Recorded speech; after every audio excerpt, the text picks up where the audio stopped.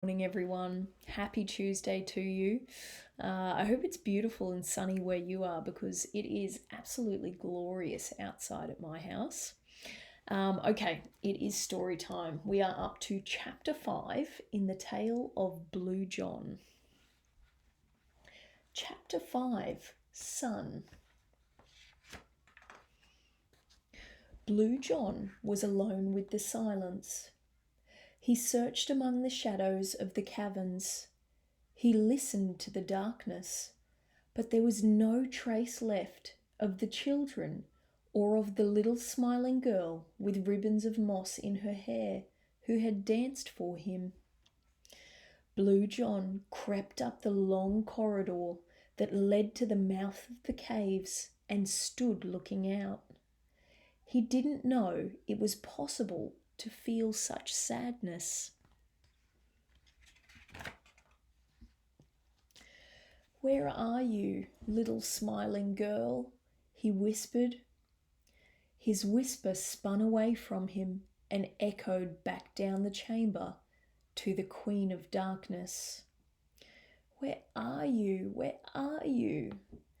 He crept as far as he dared towards the eye-light of day. It burned his eyes, yet still he peered out. "Where are you?"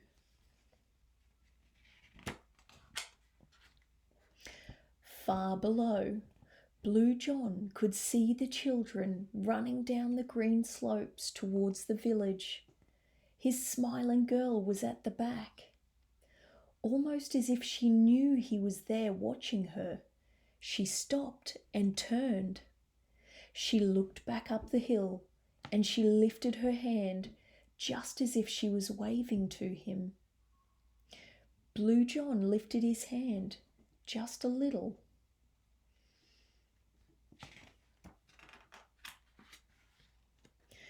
"Blue John, I made you out of ice and fire," the Queen of Darkness whispered, and her voice echoed and sighed around the twisting passages. "I made you for myself, to make my darkness beautiful." Blue John felt as if his heart was going to break in two. "Stay with me," the Queen of Darkness said. "You can only live in the shadows."